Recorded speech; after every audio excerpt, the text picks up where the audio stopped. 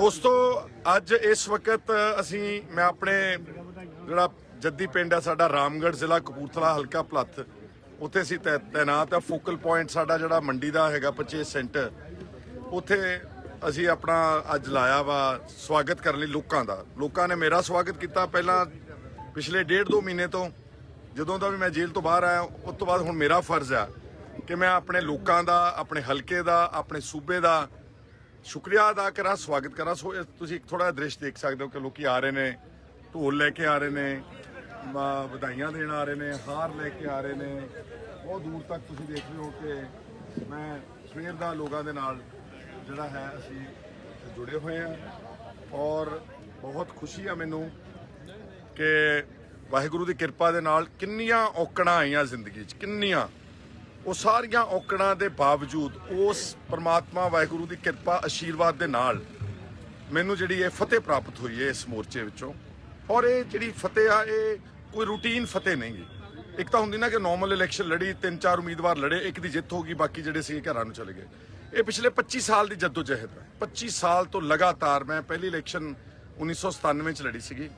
25 ਸਾਲ ਤੋਂ ਲਗਾਤਾਰ ਜੱਦੋਜਹਿਦ ਕਰਦੇ ਕਰਦੇ ਕੁਝ ਗੱਲਾਂ ਅਕਸਰ ਜ਼ਿੰਦਗੀ 'ਚ, ਮੈਂ ਵੀ ਇਨਸਾਨ ਹੈ ਤੁਹਾਡੇ ਸਾਰਿਆਂ ਦੀ ਤਰ੍ਹਾਂ, ਗਲਤੀਆਂ ਹੋ ਜਾਂਦੀਆਂ ਨੇ ਜ਼ਿੰਦਗੀ 'ਚ, ਪਰ ਗਲਤੀਆਂ ਨੂੰ ਸੁਧਾਰਦੇ ਹੋਏ ਅੱਗੇ ਵੱਧਦੇ ਅੱਜ ਇਸ ਮੁਕਾਮ ਤੇ ਪਹੁੰਚਿਆ ਕਿ ਮੈਨੂੰ ਤੀਸਰੀ ਵਾਰ ਪੰਜਾਬ ਦੇ ਤੇ ਹਲਕਾ ਭਲੱਥ ਦੇ ਲੋਕਾਂ ਨੇ ਜਿਹੜਾ ਸੀਗਾ ਉਹ ਅੱਜ ਮੌਕਾ ਦਿੱਤਾ ਵਾ। ਤੀਸਰੀ ਵਾਰ ਤੁਸੀਂ ਦੇਖ ਸਕਦੇ ਹੋ ਕਿ ਢੋਲ ਵਜਾ ਰਹੇ ਨੇ, ਲੋਕੀ ਆ ਰਹੇ ਨੇ, ਢੋਲ ਢਮੱਕਾ ਜਿਹਨੂੰ ਕਹਿੰਦੇ ਨੇ ਉਹ ਚੱਲ ਰਿਹਾ ਵਾ ਇਸ ਵੇਲੇ।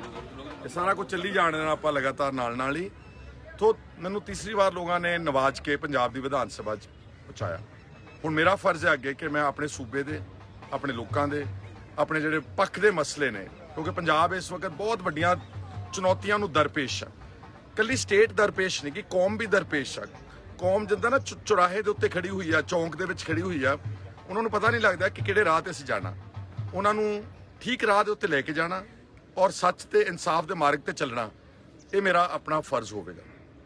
ਇੱਕ ਗੱਲ ਮੈਂ ਆਪਣੇ ਜਿਹੜੇ ਇਸ ਵਕਤ ਪਾਰਟੀ ਜਿੱਤੀ, ਆਮ ਆਦਮੀ ਪਾਰਟੀ, ਮੈਂ ਉਹਨਾਂ ਦੇ ਨਾਲ ਬਹੁਤ ਅਰਸਾ ਕੰਮ ਕੀਤਾ। ਹਾਲਾਂਕਿ ਮੇਰਾ ਤਾਂ ਬੜਾ ਬੈਡ ਐਕਸਪੀਰੀਅੰਸ ਰਿਹਾ ਵਾ ਜ਼ਿੰਦਗੀ ਦਾ। ਹੋ ਸਕਦਾ ਕਈਆਂ ਦੇ ਚੰਗੇ ਐਕਸਪੀਰੀਅੰਸ ਹੋਣਗੇ, ਹੋ ਸਕਦਾ ਕਈਆਂ ਦੇ ਆਉਣ ਵਾਲੇ ਸਮੇਂ ਦੇ ਵਿੱਚ ਹੋਰ ਵੀ ਅੱਛੇ ਹੋ ਸਕਦੇ, ਲੇਕਿਨ ਮੇਰਾ ਨਾਲ ਬੈਡ ਐਕਸਪੀਰੀਅੰਸ ਸੀਗਾ। ਲੇਕਿਨ ਇਹਦੇ ਬਾਵਜੂਦ ਮੈਂ ਆਮ ਆਦਮੀ ਪਾਰਟੀ ਨੂੰ ਤੇ ਭਗਵੰਤ ਮਾਨ ਨੂੰ ਮੁਬਾਰਕਬਾਦ ਦਿੰਦਾ ਹਾਂ ਔਰ ਮੈਂ ਉਮੀਦ ਕਰਦਾ ਹਾਂ ਕਿ ਜਿਹੜੇ ਉਹਨਾਂ ਨੇ ਹੁਣ ਵਾਅਦੇ ਕੀਤੇ ਲੋਕਾਂ ਦੇ ਨਾਲ, ਜਿਹੜੇ ਉਹ ਸਮਝਦੇ ਕਿ 70 ਸਾਲਾਂ 'ਚ ਨਹੀਂ ਪਾਰਟੀਆਂ ਕਰ ਸਕੀਆਂ, ਉਹਨਾਂ ਦੇ ਮੁਤਾਬਕ ਕਿ ਪੰਜਾਬ ਦੇ ਵਿੱਚ ਕੁਝ ਵੀ ਨਹੀਂ ਹੋਇਆ, ਚਲੋ ਮੰਨ ਲਿਆ ਕਿ ਕੁਝ ਵੀ ਨਹੀਂ ਹੋਇਆ। ਹੁਣ ਆਪਾਂ ਦੇਖਣਾ ਵਾ ਕਿ ਆਮ ਆਦਮੀ ਪਾਰਟੀ ਦੀ ਸਰਕਾਰ, ਭਗਵੰਤ ਮਾਨ, ਇਹ ਆਉਣ ਵਾਲੇ ਸਮੇਂ ਦੇ ਵਿੱਚ ਪੰਜਾਬ ਦੇ ਨਾਲ ਕੀਤੀਆਂ ਹੋਈਆਂ ਕਮਿਟਮੈਂਟਸ ਨੂੰ ਕਿਸ ਤਰ੍ਹਾਂ ਆਨਰ ਕਰਦੇ ਨੇ। ਕਮਿਟਮੈਂਟ ਇਹ ਨਹੀਂ ਹੁੰਦੀ ਕਿ ਅਸੀਂ 1000 ਰੁਪਇਆ ਦੇਣਾ ਜੀ ਜਾਂ ਅਸੀਂ ਕੋਈ ਇੰਨੇ ਯੂਨਿਟ ਫ੍ਰੀ ਦੇਣੀ। That is not a commitment. ਉਹ ਤਾਂ ਛੋਟੀਆਂ ਇੱਕ ਚੁਣਾਵੀ ਵਾਅਦੇ ਨੇ, ਉਹ ਤਾਂ ਉਹਨਾਂ ਨੂੰ ਸਾਈਡ ਤੇ ਰੱਖ ਦਿਓ।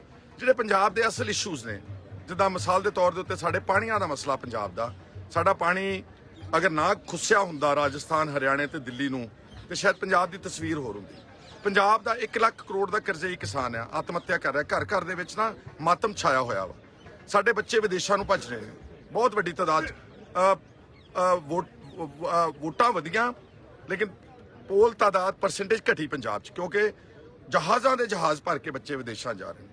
ਔਰ ਇਸ ਦੇ ਨਾਲ ਸਾਡੀ ਭਾਸ਼ਾ, ਸਾਡਾ ਜਿਹੜਾ ਕੰਟਰੋਲ ਤਾਜ਼ਾ ਹੁਣੇ ਭਾਖੜਾ ਬਿਆਸ ਮੈਨੇਜਮੈਂਟ ਬੋਰਡ ਦਾ ਖੋਇਆ ਕੇਂਦਰ ਨੇ, ਉੱਥੇ ਕਿੱਦਾਂ ਲੜਨਾ ਵਾ।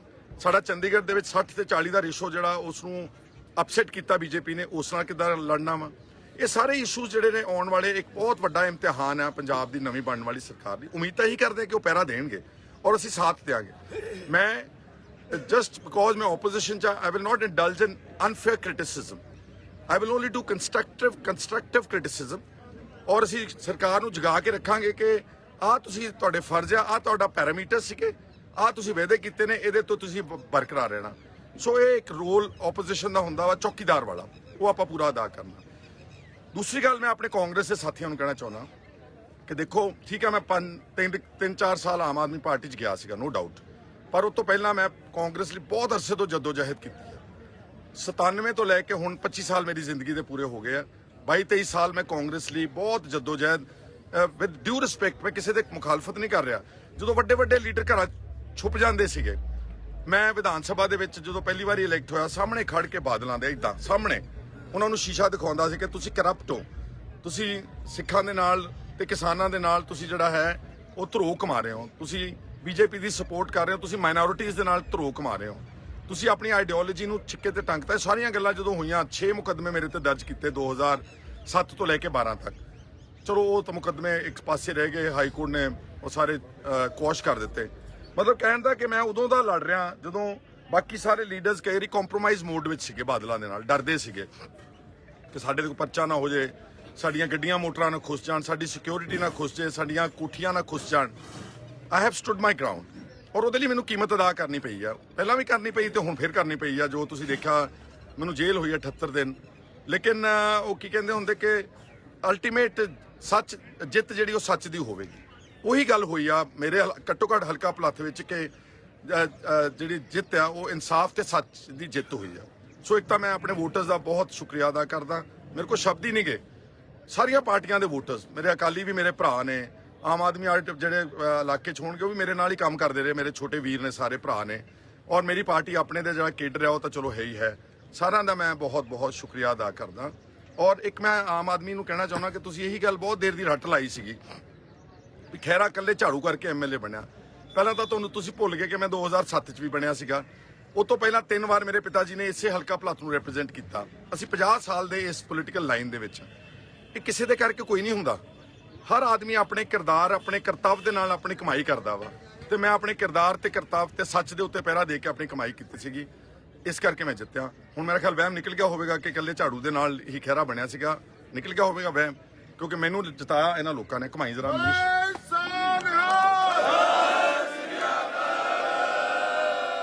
ਮੈਨੂੰ ਇਹਨਾਂ ਨੇ ਜਿਤਾਇਆ ਵਾ, ਮੈਨੂੰ ਕਿਸੇ ਪਾਰਟੀ ਚੋਣ ਚਿੰਨ੍ਹ ਕਿਸੇ ਨੇ ਨਹੀਂ ਜਿਤਾਇਆ। ਸੋ ਮੈਂ ਇਹਨਾਂ ਦਾ ਦੇਣ ਨਹੀਂ ਦੇ ਸਕਦਾ। ਔਰ ਮੈਨੂੰ ਜਿਤਾਇਆ ਇਲਾਕੇ ਦੇ ਹਲਕਾ ਭਲੱਥ ਦੇ ਲੋਕਾਂ ਨੇ। ਇਹ ਗਾਂ ਨੂੰ ਸਾਰਿਆਂ ਨੂੰ ਵਾਸਤੇ ਇੱਕ ਮੈਸੇਜ ਆ ਕਿ ਇਦਾਂ ਹੰਕਾਰ ਨਹੀਂ ਕਰਨਾ। ਠੀਕ ਹੈ, ਤੁਸੀਂ ਆਪਣਾ ਕੰਮ ਕਰੋ, ਗਵਰਨਮੈਂਟ ਬਣਾਈ ਆ, ਜੀ ਸਦਕੇ ਆਪਣੇ ਤਗੜੇ ਹੋ ਕੇ ਕੰਮ ਕਰੋ। ਇੱਕ ਮੈਸੇਜ ਕਾਂਗਰਸ ਦੇ ਕੇਡਰਸ ਨੂੰ ਮੈਂ ਦੇਣਾ ਚਾਹੁੰਦਾ, ਘਬਰਾਉਣਾ ਨਹੀਂਗਾ ਬਿਲਕੁਲ ਵੀ। ਦੇਖੋ ਮੈਂ ਤੁਹਾਡੇ ਸਾਹਮਣੇ ਜੀ ਦੀ ਜਾਗ ਦੀ ਮਿਸਾਲ ਆ। ਮੈਂ ਪਹਿਲੀ ਵਾਰ ਇਲੈਕਸ਼ਨ ਲੜਿਆ 97 'ਚ, ਮੇਰੀ ਉਮਰ ਸ਼ਾਇਦ 32-33 ਸਾਲ ਸੀਗੀ। ਮੈਂ 28,000 ਵੋਟ ਤੇ ਹਾਰਿਆ, 28,000 ਤੇ। ਮਤਲਬ ਹੁਣ ਤਾਂ ਚਲੋ ਬਹੁਤ ਵੱਡੇ ਵੱਡੇ ਮਾਰਜਨ ਤੇ ਲੋਕੀ ਹਾਰੇ ਨੇ, ਪਰ ਉਦੋਂ 28,000 ਅੱਜ ਤੋਂ 25 ਸਾਲ ਪਹਿਲਾਂ was quite a big margin. ਤੇ I got shattered for a while, you know, ਜਿੱਦਾਂ ਮਤਲਬ ਡਿਮੋਰਲਾਈਜ਼ ਫॉर ਅ ਵਾਈਲ। ਪਰ ਮੇਰੇ ਪਿਤਾ ਜੀ ਅੱਜ ਹੈ ਨਹੀਂ ਸਾਡੇ 'ਚ। ਉਹਨਾਂ ਨੇ ਕਿਹਾ ਕਿ ਸੁਖਪਾਲ ਬਿਲਕੁਲ ਘਬਰਾਉਣਾ ਨਹੀਂਗਾ, ਉੱਠ, ਤਗੜਾ ਹੋ, ਲੜ। ਔਰ ਕਿਉਂਕਿ ਅਸੀਂ ਕਦੀ ਵੀ ਜ਼ਿੰਦਗੀ 'ਚ ਅਸੀਂ ਬਾਦਲਾਂ ਨਾਲ ਸੈਪਰੇਟ ਹੋਏ ਸੀ, ਮੇਰੇ ਪਿਤਾ ਜੀ ਅਕਾਲੀ ਸੀਗੇ, ਤਾਂ ਬਹੁਤ ਸਾਰੇ ਲੋਕ ਸਾਨੂੰ ਆਏ ਸੁਣਿਆ ਦੇਣ ਲਈ, ਸੁਲਾਹ ਕਰਾਉਣ ਲਈ। ਬਾਦਲਾਂ ਨੇ ਵੀ ਸੁਣਿਆ ਭੇਜਿਆ ਕਿ ਤੁਹਾਡੇ ਬੇਟੇ ਨੂੰ ਅਸੀਂ ਬਣਾ ਦਿੰਦੇ ਐਮਐਲਏ, ਸਰਦਾਰ ਸਾਹਿਬ ਤੁਸੀਂ ਪਿੱਛੇ ਹਟ ਜਾਓ। ਅਸੀਂ ਫੈਸਲਾ ਕੀਤਾ ਸੀ ਕਿ ਜੇ ਲਵਾਂਗੇ ਕੁਛ ਤੇ ਆਪਣੀ ਤਾਕਤ ਨਾਲ ਲੜ ਕੇ ਲਵਾਂਗੇ, ਮਿਹਨਤ ਕੱਢ ਕੇ ਕੁਛ ਨਹੀਂ ਲੈਣਾ ਜ਼ਿੰਦਗੀ। ਮਿਹਨਤ ਨਾਲ ਜ਼ਿੰਦਗੀ ਕਦੀ ਨਹੀਂ ਚੱਲਦੀ ਮੇਰੇ ਵੀਰੋ, ਸਤਿਕਾਰਯੋਗ ਭਰਾਵੋ ਤੇ ਭੈਣੋ। ਆਪਣਾ ਅਧਿਕਾਰ ਲੈਣ ਵਾਸਤੇ ਲੜਨਾ ਤੇ ਭਿੜਨਾ ਪੈਂਦਾ। ਸੋ ਮੈਂ ਕਾਂਗਰਸ ਦੇ ਕੇਡਰ ਨੂੰ ਕਹਿਣਾ ਚਾਹੁੰਦਾ ਕਿ ਬਿਲਕੁਲ ਡਿਮੋਰਲਾਈਜ਼ ਨਹੀਂ ਹੋਣਾ। ਆਪਾਂ ਤਕੜੇ ਹੋ ਕੇ ਲੜਨੀ ਆ ਲੜਾਈ। ਆਪਾਂ ਸਰਕਾਰ ਨੂੰ ਹਲੇ 6-8 ਮਹੀਨੇ ਦੇਣਾ ਸਮਾਂ, ਸਾਲ, ਹਨੀਮੂਨ ਪੀਰੀਅਡ ਕਹਿੰਦੇ, ਕਿ ਤਕੜੇ ਹੋ ਕੇ ਕੰਮ ਕਰੋ। ਕੰਮ ਕਰਨਗੇ ਮੁਬਾਰਕਬਾਦ ਦੇਵਾਂਗੇ, ਅੱਛਾ ਕੰਮ ਕਰ, ਪਿੱਠ ਥਾਪੜਾਂਗੇ। ਜਿੱਥੇ ਕੰਮ ਗਲਤ ਕਰਨਗੇ, ਜਿੱਥੇ ਕੋਈ ਰੇਤਾ ਬਜਰੀ ਦੇ ਆਣ ਕੇ ਫਸ ਕੇ ਫਸਾ ਲੈਣੇ ਆ, ਛੱਡਣੇ ਨਹੀਂਗੇ। ਔਰ ਤੁਸੀਂ ਤਗੜੇ ਹੋ ਕੇ ਦੇਣਾ। ਅਸੀਂ ਇੱਕ ਪੰਜਾਬ ਦੇ ਇਸ਼ੂ ਤੇ ਪਹਿਰਾ ਦੇਣਾ, ਇੱਕ ਤੇ, whether it is illegal mining, whether it is drugs, whether it is corruption, whether it is Guru Granth Sahib ਦੀਆਂ ਹੋਈਆਂ ਬੇਅਦਬੀਆਂ, ਜਾਂ ਕੋਈ ਵੀ ਜਿਹੜੀ ਬੇਇਨਸਾਫੀ ਪੰਜਾਬ ਦੇ ਨਾਲ ਹੋਈ ਆ ਪਿਛਲੇ ਕੁਝ ਦਹਾਕਿਆਂ 'ਚ, ਉਹਦੇ ਤੇ ਆਪਾਂ ਸਭ ਨੇ ਡਟ ਕੇ ਪਹਿਰਾ ਦੇਣਾ। ਮੈਂ ਤੁਹਾਡੇ ਨਾਲ ਖੜਾ ਇਦਾਂ ਮਜ਼ਬੂਤੀ ਦੇ ਨਾਲ। ਔਰ ਕਿਸੇ ਵਰਕਰ ਨੂੰ ਸਾਰੇ ਪੰਜਾਬ 'ਚ ਆਵਾਜ਼ ਦੇਣਾ ਵਾ, ਕਿਸੇ ਨਾਲ ਕੋਈ ਬਦਲਾਖੋਰੀ ਦੀ ਕਾਰਵਾਈ ਹੋਵੇ, ਤੁਹਾਨੂੰ ਲੱਗਿਆ ਕਿ ਤੁਹਾਡੇ ਨਾਲ ਕੋਈ ਧੱਕਾ ਕਰ ਰਿਹਾ ਵਾ, ਮੈਂ ਬੈਠਾ ਇੱਥੇ, ਬਲਕਿ ਮੈਂ ਸਭ ਨਾਲ ਬੈਠਾ ਵਾਂ, ਨਾਟ ਓਨਲੀ ਕਾਂਗਰਸ ਕੇਡਰਸ, ਵਰਕਰਸ। ਸਾਰੇ ਪੰਜਾਬੀਆਂ ਨੂੰ ਮੇਰੀ ਅਪੀਲ ਹੈ ਕਿ ਡਰਨਾ ਨਹੀਂਗਾ, ਘਬਰਾਉਣਾ ਨਹੀਂਗਾ, ਆਪਣੀ ਸੈਲਫ ਰਿਸਪੈਕਟ ਨਹੀਂ ਗਵਾਉਣੀ। ਪਹਿਲਾਂ ਸੈਲਫ ਰਿਸਪੈਕਟ ਆ, ਪਹਿਲਾਂ ਪੱਗ ਆ ਸਿਰ ਦੀ, ਬਾਕੀ ਗੱਲਾਂ ਸਾਰੀਆਂ ਬਾਅਦ 'ਚ ਕਿ ਪੈਸਾ ਕਿੱਥੇ ਆ, ਅਹੁਦਾ ਕਿਹੜਾ ਵਾ। ਸੋ ਆਪਾਂ ਸਭ ਨੇ ਤਕੜੇ ਹੋ ਕੇ, ਇਕੱਠੇ ਹੋ ਕੇ, ਇਕਮੁੱਠ ਹੋ ਕੇ ਇਹ ਲੜਾਈ ਕਾਂ ਵੀ ਤੋਰਨੀ ਆ। ਕਾਂਗਰਸ ਨੂੰ ਰਿਵਾਈਵ ਕਰਨਾ ਅਸੀਂ। Congress is not a small little party, it's a national party, it's like a ocean. ਬਹੁਤ ਸਾਰੇ ਲੋਕ ਆਉਂਦੇ ਨੇ, ਬਹੁਤ ਸਾਰੇ ਚਲੇ ਜਾਂਦੇ ਨੇ। We will definitely revive the Congress party in Punjab, and next government will definitely be formed by the Congress party. ਇਹੀ ਮੇਰੀ ਕਾਮਨਾ ਤੇ ਅਰਦਾਸ। ਸੁਖਬੀਰ ਹੁਣਾਂ ਨੂੰ ਸੁਣਿਆ, ਸਾਡੀ ਭੈਣ ਹੈ ਹਰਸਿਮਰਤ ਕੌਰ, ਕੋਈ ਇਹੋ ਜਿਹੀ ਗੱਲ ਨਹੀਂ। ਵਿਕਰਮ ਵੀ ਸਾਰਾ, ਉਹਨਾਂ ਦੀ ਫੈਮਿਲੀ ਵੀ ਸਾਰੇ, ਕਿ ਦੇਖੋ ਤੁਸੀਂ ਨਾ ਸਮਝ ਹੀ ਨਹੀਂ ਸਕੇ ਕਿ ਅਕਾਲੀ ਦਲ ਕੀ ਚੀਜ਼ ਸੀਗੀ। ਅਕਾਲੀ ਦਲ ਸੋਨਾ ਸੀ, ਸੋਨਾ। ਤੁਸੀਂ ਇਸ ਨੂੰ ਸਵਾਹ ਕਰ ਦਿੱਤਾ। ਬਿਲਕੁਲ ਸੋਨੇ ਦੀ ਪਾਰਟੀ ਸੀ। ਮੇਰੇ ਪਿਤਾ ਜੀ ਨੇ ਕੰਮ ਕੀਤਾ, ਜੇਲ੍ਹਾਂ ਕੱਟੀਆਂ, ਮੋਰਚੇ ਲੱਗੇ, ਜਦੋਂ ਤੁਸੀਂ ਆਪਣੀ ਆਈਡੀਓਲੋਜੀ ਛੱਡਤੀ ਨਾ, ਜਦੋਂ ਵਿਚਾਰਧਾਰਾ ਤੋਂ ਤੁਸੀਂ ਭਟਕ ਗਏ, ਤੁਹਾਨੂੰ ਐਂ ਲੱਗਣ ਲੱਗ ਗਿਆ 2012 ਦੀ ਇਲੈਕਸ਼ਨ ਜਿੱਤ ਕੇ ਸੁਖਬੀਰ ਨੂੰ ਕਿ it is all manipulation. You know election is just nothing but manipulation, ਕਿ ਇੰਨੀ ਸ਼ਰਾਬ ਪਿਲਾਓ, ਇੰਨੇ ਪੈਸੇ ਖਰਚੋ, ਇੰਨੇ ਵਿਰੋਧੀਆਂ ਨੂੰ ਦਿਓ, ਇੰਨੇ ਆਜ਼ਾਦ ਖੜੇ ਕਰ ਦਿਓ ਤੇ ਇਲੈਕਸ਼ਨ ਦਿੱਤੀ ਜਾਊਗੀ। ਤੁਹਾਨੂੰ ਗਲਤਫਹਿਮੀ ਹੋ ਗਈ। ਅਗਰ ਤੁਸੀਂ ਅਕਾਲੀ ਦਲ ਦੀ ਸਹੀ ਆਈਡੀਓਲੋਜੀ, ਮਤਲਬ ਕਿ ਘੱਟ ਗਿਣਤੀਆਂ ਤੇ ਪਹਿਰਾ ਦਿੰਦੇ, ਤੁਸੀਂ ਜੰਮੂ ਕਸ਼ਮੀਰ ਦੇ ਟੋਟੇ ਤੇ ਖੁਸ਼ ਹੋ ਕੇ ਵੋਟਾਂ ਨਾ ਪਾਉਂਦੇ, ਤੁਸੀਂ ਸਿਟੀਜ਼ਨ ਅਮੈਂਡਮੈਂਟ ਐਕਟ ਬਿੱਲ ਬਣਾਇਆ ਬੀਜੇਪੀ ਨੇ ਐਂਟੀ ਮਾਈਨੋਰਿਟੀ, ਤੁਸੀਂ ਉਹਦੇ 'ਚ ਵੋਟਾਂ ਨਾ ਪਾਉਂਦੇ, ਤੁਸੀਂ ਜਦੋਂ ਆਰਡੀਨੈਂਸਸ ਪਾਸ ਹੋ ਰਹੇ ਸੀ ਤੁਸੀਂ ਕੁਇਕਲੀ ਡਿਸਾਈਡ ਕਰਦੇ, ਆਰਡੀਨੈਂਸ ਨੂੰ ਪਹਿਲਾਂ ਹੀ ਉੱਥੋਂ ਰਿਜੈਕਟ ਕਰਦੇ। ਤੇ ਜਿਹੜਾ ਪੰਜਾਬ 'ਚ ਗੁਰੂ ਗ੍ਰੰਥ ਸਾਹਿਬ ਦੀਆਂ ਬੇਅਦਬੀਆਂ ਹੋਈਆਂ, ਦੇਖੋ ਅਕਾਲੀ ਦਲ ਦੀ ਸਰਕਾਰ ਹੋਵੇ ਤੇ ਗੁਰੂ ਗ੍ਰੰਥ ਸਾਹਿਬ ਦੀ ਬੇਅਦਬੀ ਹੋ ਜਾਏ ਤੇ ਤੁਸੀਂ ਦੰਦ ਕੱਢਦੇ ਰਹਿ ਜਾਓ, ਉੱਥੇ ਹੱਸਦੇ ਰਹਿ ਜਾਓ, ਕਿਸੇ ਪੁਲਿਸ ਵਾਲੇ ਨੂੰ ਨਾ ਫੜੋ, ਕਿਸੇ ਡੇਰੇ ਪ੍ਰੇਮੀ ਨੂੰ ਨਾ ਫੜੋ। ਇਹ ਤੁਹਾਨੂੰ ਉਹਦੀ ਸਜ਼ਾ ਮਿਲੀ ਹੈ। ਔਰ ਜਿਹੜੀ ਤੁਸੀਂ ਅਰਦਾਸ ਕੀਤੀ ਸੀ ਦਰਬਾਰ ਸਾਹਿਬ, ਕੀ ਕਿਹਾ ਸੀ ਜਾ ਕੇ ਉੱਥੇ ਯਾਦ ਕਰੋ ਕਿ ਜਿਨ੍ਹਾਂ ਨੇ ਬੇਅਦਬੀਆਂ ਕਰਾਈਆਂ ਉਹਨਾਂ ਦਾ ਕੱਖ ਨਾ ਰਹੇ। ਮੈਂ ਹੁਣ ਡਰ ਕੇ ਕਹਿ ਰਿਹਾ ਵਾਹਿਗੁਰੂ ਦੀ ਅਰਦਾਸ, ਉਹ ਤੋਂ ਉੱਪਰੋਂ ਡਰ ਕੇ, ਕਿ ਵਾਹਿਗੁਰੂ ਨੇ ਉਹੀ ਗੱਲ ਤੁਹਾਡੀ ਅਰਦਾਸ ਪੂਰੀ ਕੀਤੀ। ਮੇਰੇ ਤੋਂ ਨਾ ਘਵਾਓ, ਤੁਹਾਡਾ ਮਤਲਬ ਕਿ ਚੰਗਾ ਨਹੀਂ ਲੱਗਦਾ। ਬਾਦਲ ਸਾਹਿਬ ਨੂੰ ਲਾਸਟ ਏਜ ਵਿੱਚ ਤੁਹਾਨੂੰ ਇਲੈਕਸ਼ਨ ਹੀ ਨਹੀਂ ਸੀ ਲੜਾਉਣੀ ਚਾਹੀਦੀ, ਕੈਪਟਨ ਅਮਰਿੰਦਰ ਸਿੰਘ ਨੂੰ ਵੀ ਨਹੀਂ ਲੜਨੀ ਚਾਹੀਦੀ ਸੀ। There is some limit, you know, there is some law of nature, there is some respect to age. ਤੁਹਾਨੂੰ ਨਹੀਂ ਸੀ ਲੜਨੀ ਚਾਹੀਦੀ, ਪਰ ਚਲੋ ਤੁਸੀਂ ਲੜ ਲਈ ਆ, ਤੁਸੀਂ ਉਹਨਾਂ ਦੀ ਤੋਹੀਨ ਕਰਾਈ ਜਾਂਦੇ ਵਾਰਿਆਂ ਦੀ, ਇਹ ਹੋਣੀ ਨਹੀਂ ਸੀ ਚਾਹੀਦੀ। ਔਰ ਤੁਹਾਡੇ ਸਾਰੇ ਪਰਿਵਾਰ ਨੂੰ ਲੋਕਾਂ ਨੇ ਤੁਹਾਨੂੰ ਬਹੁਤ ਇੱਕ ਮੈਸੇਜ ਦਿੱਤਾ ਵਾ ਕਿ when you misbehave with people, when you think that it is all a joke and only money power is everything in Punjab, it doesn't really work like this. ਇਹ ਤੁਹਾਨੂੰ ਸਾਰਾ ਸੁਣਿਆ ਦਿੱਤਾ। ਤਾਂ ਅੰਤ ਵਿੱਚ ਮੈਂ ਆਪਣੇ ਇਲਾਕੇ ਦੇ ਲੋਕਾਂ ਦਾ, ਸਮੂਹ ਪੰਜਾਬ ਦੇ ਲੋਕਾਂ ਦਾ, NRIs ਦਾ ਮੈਂ ਦੇਣ ਨਹੀਂ ਦੇ ਸਕਦਾ ਵੀ ਜਿੰਨੀ ਉਹਨਾਂ ਨੇ ਮੇਰੀ ਮਦਦ ਕੀਤੀ ਆ। ਸਾਰਿਆਂ ਦਾ ਮੈਂ NRIs ਦਾ ਧੰਨਵਾਦ ਕਰਦਾ। ਔਰ ਮੈਂ ਇੱਕ ਵਾਰ ਫਿਰ ਇਹੀ ਕਾਮਨਾ ਕਰਦਾ ਕਿ ਜਿਹੜੀ ਸਰਕਾਰ ਬਣੇ ਉਹ ਲੋਕਾਂ ਦੇ ਹਿੱਤ ਦੇ ਕੰਮ ਕਰੇ ਔਰ ਅੱਛੇ ਕੰਮ ਕਰੇ, ਅਸੀਂ ਉਹਨਾਂ ਦਾ ਸਪੋਰਟ ਕਰਾਂਗੇ। ਤੇ ਮੈਂ ਆਪਣੇ ਇਲਾਕੇ ਦੇ ਲੋਕਾਂ ਨੂੰ ਵੀ ਕਹਿਣਾ ਚਾਹੁੰਦਾ ਕਿ ਮੇਰੇ ਕੋਲ ਸ਼ਬਦ ਨਹੀਂ ਕਿ ਮੈਂ ਤੁਹਾਡਾ ਜਿਹਦੇ ਨਾਲ ਧੰਨਵਾਦ ਕਰ ਸਕਾਂ। ਤੇ ਕਾਂਗਰਸ ਨੂੰ ਦੁਬਾਰਾ ਮੈਂ ਕਹਿਣਾ ਚਾਹੁੰਦਾ ਕਿ ਬਿਲਕੁਲ ਫਿਕਰ ਨਹੀਂ ਕਰਨਾ, ਮੈਂ ਨਾਲ ਖੜਾ ਤੁਹਾਡੇ। ਮੈਂ ਕਿ ਅਸੀਂ ਸਾਰੇ ਨਾਲ ਖੜੇ, ਬੜੇ 18 MLA ਥੋੜੇ ਨਹੀਂ ਹੁੰਦੇ, 18 ਬਹੁਤ ਹੁੰਦੇ ਨੇ। ਸੋ ਅਸੀਂ 18 180 ਵਰਗੇ ਆ, ਅਸੀਂ ਤੁਹਾਡੇ ਨਾਲ ਖੜੇ, ਜਿੱਥੇ ਕਹੋਗੇ ਅਸੀਂ ਪਹੁੰਚਾਂਗੇ, ਤੁਹਾਡੀ ਅਸੀਂ ਹਰ ਵਕਤ ਹਰ ਮੁਮਕਿਨ ਮਦਦ ਕਰਾਂਗੇ। ਅੱਜ ਵਾਸਤੇ ਇੰਨਾ ਹੀ ਲਾਈਵ ਸੀਗਾ। ਮੈਂ ਸਭ ਦਾ ਬਹੁਤ ਬਹੁਤ ਸ਼ੁਕਰੀਆ ਅਦਾ ਕਰਦਾ ਹੋਇਆ ਅੱਜ ਇੰਨੇ ਸੱਜਣ ਇੱਥੇ ਆਏ ਨੇ ਵਧਾਈ ਦੇਣ ਵਾਸਤੇ, ਇਹਨਾਂ ਦਾ ਵੀ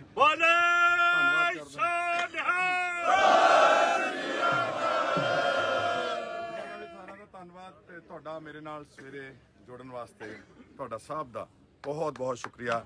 ਪਿਆਰ ਨਾਲ ਫਤਿਹ ਬੁਲਾ ਦਿਓ। ਵਾਹਿਗੁਰੂ ਜੀ ਕਾ ਖਾਲਸਾ। ਹਾਂਜੀ ਐਨਰਜੀ ਲੱਗ ਗਈ।